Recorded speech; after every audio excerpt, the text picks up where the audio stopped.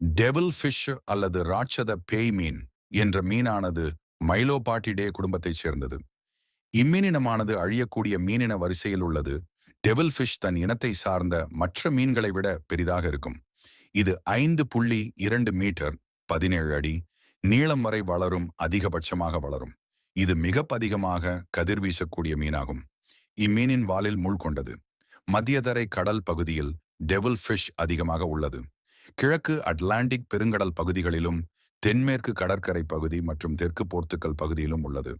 மேலும் வடமேற்கு அட்லாண்டிக் பகுதியிலும் இருக்கலாம். அவைகள் பிரதானமாக ஆழ்கடலிலேயே வாழ விரும்புகின்றன.